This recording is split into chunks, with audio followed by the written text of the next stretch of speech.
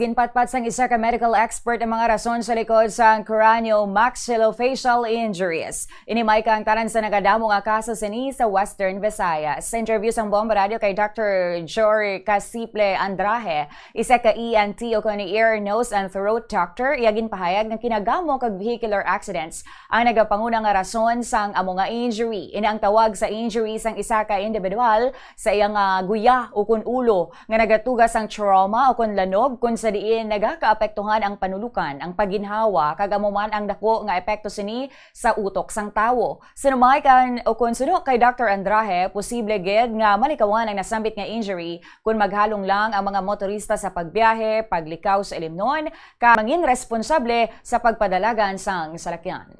When we talk about craniomaxillofacial injuries, pilas o bali sa region sang aton ulo, ang mga soltero naton mahilig na sa mga rumble, sa violence, and then lately though hindi naging siguro malapawan amo ang vehicular accident. Well, una-una, don't drink and then drive. Kung may mga required na protective gears, like for example yung helmet, gamiton nato ng helmet. And then siguro I think importante ni siya nga dapat hindi man ta nga daw haras-haras no mag-drive.